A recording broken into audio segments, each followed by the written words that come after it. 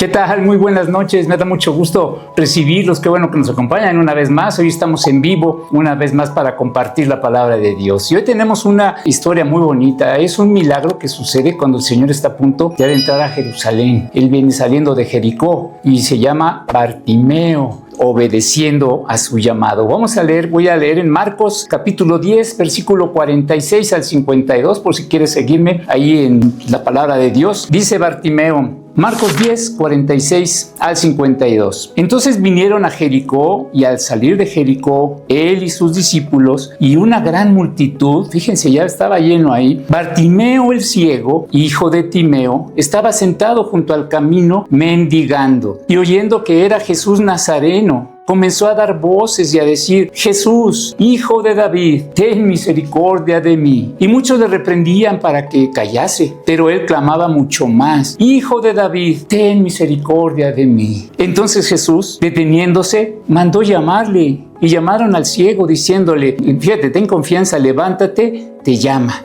Él entonces, arrojando su capa, se levantó y vino a Jesús. Respondiendo Jesús le dijo: ¿qué quieres que te haga? Y el ciego le dijo: Maestro, que recobre la vista. Y Jesús le dijo: vete, tu fe te ha salvado. Y enseguida recobró la vista y seguía a Jesús en el camino. ¿Qué te parece? Aquí estamos viendo cómo Bartimeo llegó a los pies de Jesús y recibió su salvación. Obviamente entendemos que también fue sanado. Pero ¿viste lo que dice Jesucristo? Tu fe te ha salvado. Además, nuestro Señor le concedió esta vista con el poder que Él tiene con estos milagros. Es muy importante conocer a Jesucristo, lo que hacía, pero también la intención, porque Él quería salvarlo primeramente. Es una gran demostración del poder de nuestro Señor y Salvador, pero sobre todo de su gran amor. Es el último milagro narrado por Marcos y es ante una multitud, muchas personas. Fíjense, vamos a ver en este milagro varias situaciones. La primera es que este hombre vivía en total oscuridad. Entonces dice ahí en el versículo 46, entonces vinieron a Jericó, y al salir de Jericó, él y sus discípulos y una gran multitud, Bartimeo el ciego, hijo de Timeo, estaba sentado junto al camino mendigando. Fíjense, vamos a usar un poquito la imaginación. Este pobre hombre, qué circunstancia tan triste. Él vivía en tinieblas, no podía apreciar pues todo lo hermoso que nuestro Señor creó. Estaba limitado en ese sentido, así como los pecadores cegados por el enemigo.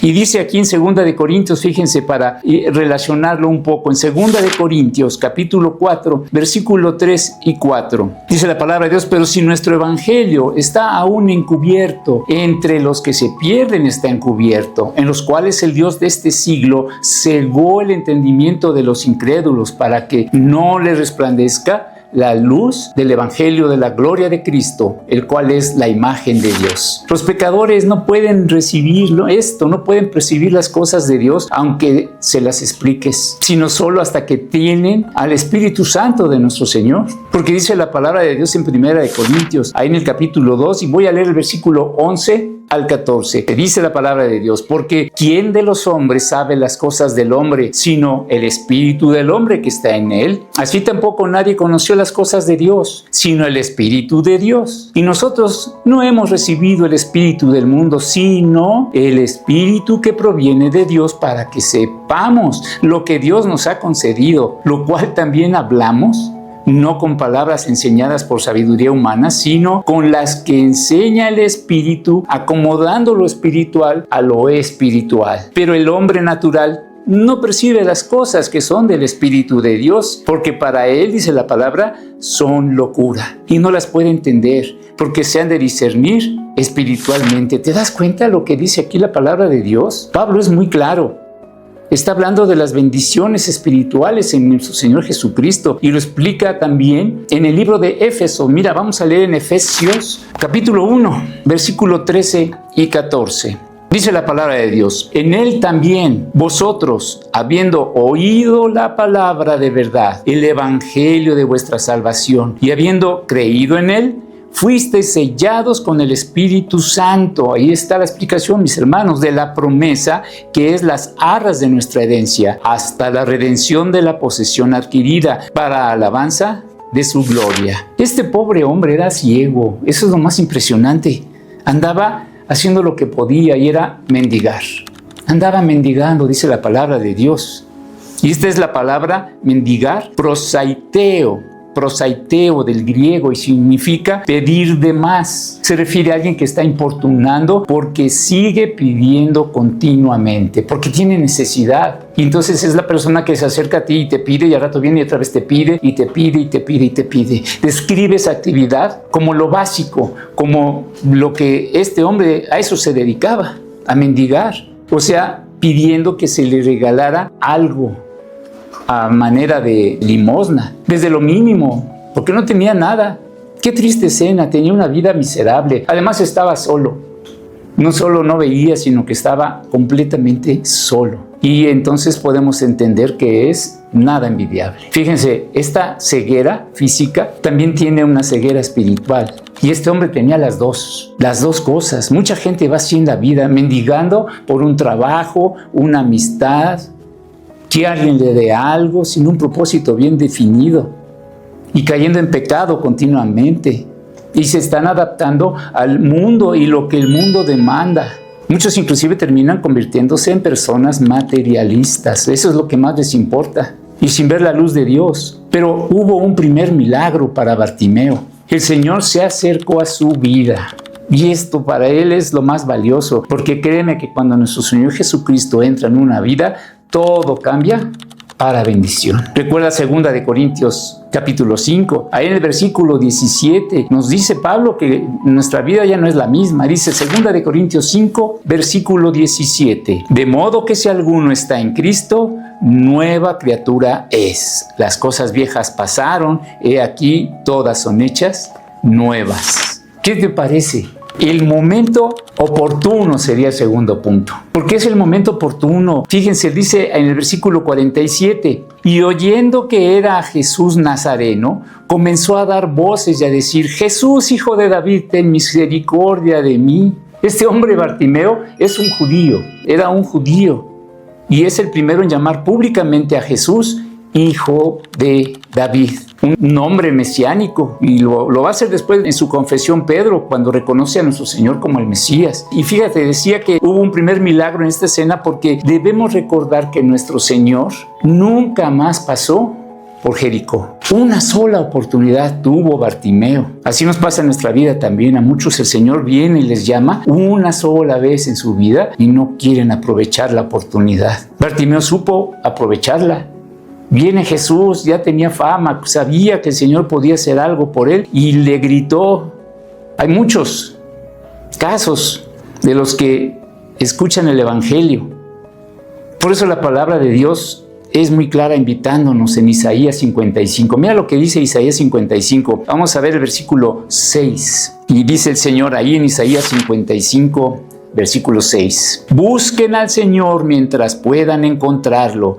Llámenlo ahora mientras está cerca. ¿Qué te parece? Lo leí en la nueva versión de la Nueva Traducción Viviente. Esto significa que hay un término a las oportunidades espirituales de muchos pecadores. Una oportunidad, un momento, pero tenemos que estar atentos. Y Bartimeo lo estuvo. Jesús dijo a sus discípulos en Juan 12, versículo 35 al 36. Dice, entonces Jesús les dijo, aún por un poco está la luz entre vosotros. Andad entre tanto que tenéis luz, para que no os sorprendan las tinieblas, porque el que anda en tinieblas no sabe a dónde va. Entre tanto que tenéis la luz, creed en la luz, para que seáis hijos de luz. Y miren, la verdad que la vida pasa rapidísimo. En el caso de los que están en pecado, aún tienen oportunidad de acercarse a nuestro Señor Jesucristo y conocerlo, creer en Él y ser salvos. En el caso de este hombre Bartimeo, fue un regalo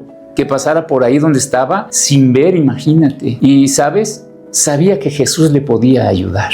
Eso es lo que hay que poner en nuestro corazón.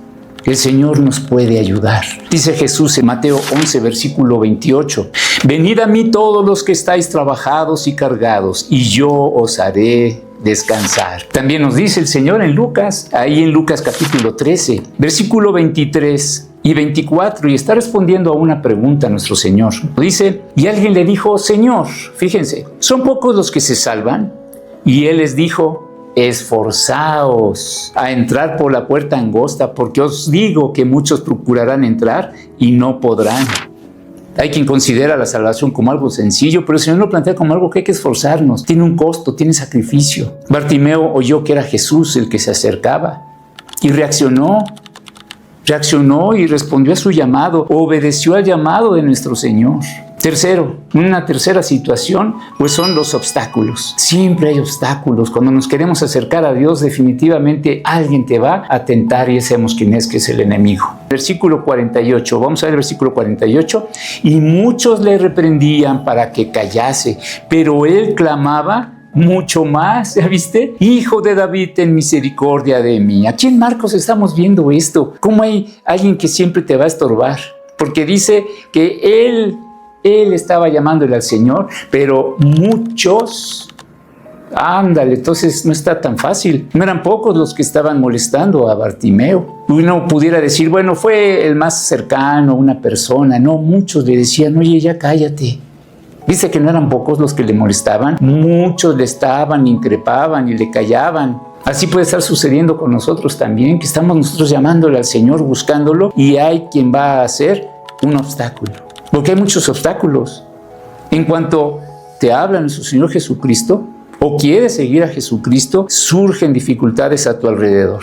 Y diferentes ángulos, de diferentes maneras, y podemos entender que ahí va a haber problemas, inclusive de parientes que se van a oponer. Los más cercanos son los que luego se ocupan de hacer bullying o reclamarte. Dice Jesús palabras duras en Mateo capítulo 10, mira, es necesario que lo leamos. Versículo 34 al 39, pon atención, mira qué duro. Dice la palabra de Dios, no penséis que he venido para traer paz a la tierra. No he venido para traer paz, sino espada. Porque he venido para poner en disensión al hombre contra su padre, a la hija contra su madre y a la nuera contra su suegra. Y los enemigos del hombre serán los de su casa. Imagínense, todo por la fe en Él. El que ama a padre o a madre más que a mí, y está hablando de prioridades, no es digno de mí. El que ama a hijo o hija más que a mí, no es digno de mí. Y el que no toma su cruz y sigue en pos de mí, no es digno de mí. El que haya su vida la perderá. Y el que pierde su vida por causa de mí, dice el Señor, la hallará. ¿Viste cuál es la prioridad que está pidiendo nuestro Señor? Él, amarlo a Él. Marcos 12:30 nos dice que amemos a Dios sobre todas las cosas, con todo nuestro amor, con toda nuestra mente, con todas nuestras fuerzas.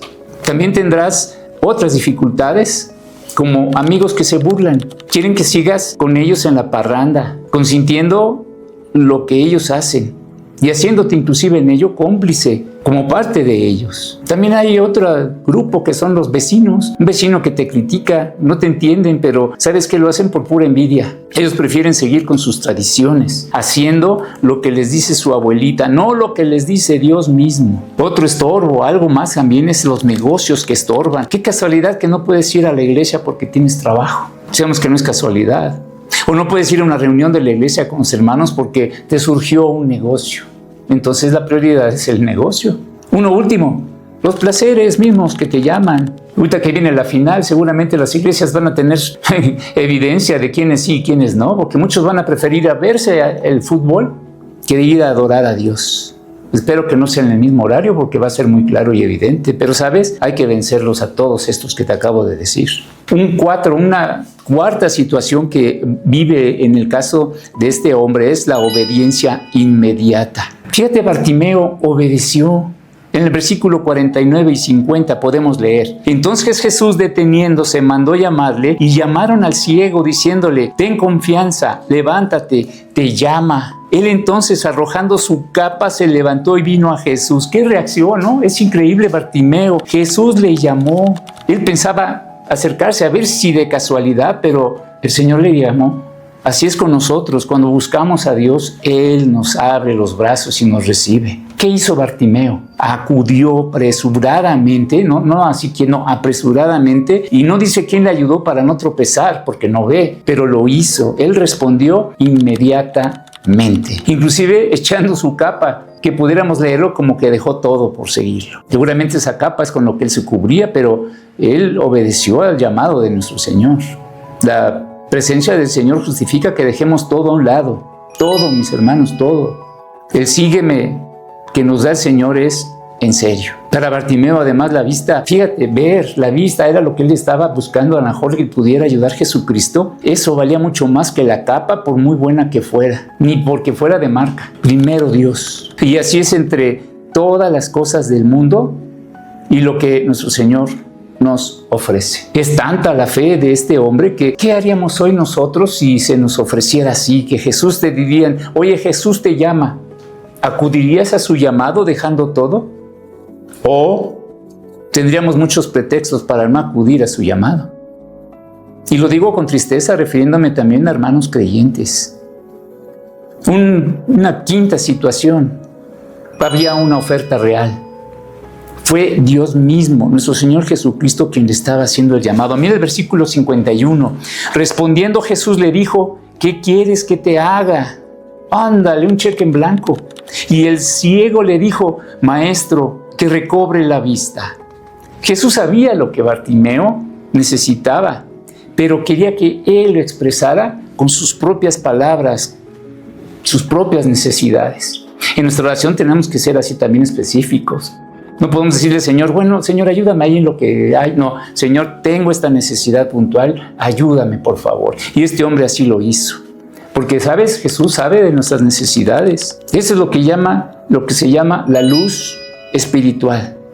Mira en Mateo capítulo 4, antes del sermón del monte, lo que dice la palabra de Dios. Mateo 4, versículo 16. El pueblo asentado en tinieblas vio gran luz, y a los asentados en regiones de sombra de muerte, luz les resplandeció. ¿Qué te parece? Mira también en Juan capítulo 8, pero ahí vamos a ver el versículo 12. Dice la palabra de Dios. Otra vez Jesús les habló diciendo, yo soy la luz del mundo. El que me sigue no andará en tinieblas, sino que tendrá la luz de la vida. Uno más, en Primera de Pedro, en el capítulo 2, mira lo que dice el versículo 9. Mas vosotros sois linaje escogido, real sacerdocio, nación santa, pueblo adquirido por Dios, para que anunciéis las virtudes de aquel que os llamó de las tinieblas, ¿a dónde? A su luz admirable. ¿Qué tal? Una situación más, vamos a ver una sexta, y es en sí ya el milagro operado. Esto que tuvo el corazón de nuestro Señor, dejarlo por escrito para nosotros. Mira el versículo 52, dice la palabra de Dios, y Jesús le dijo, vete, tu fe te ha salvado. Y enseguida recobró la vista y seguía a Jesús en el camino. ¿Qué te parece?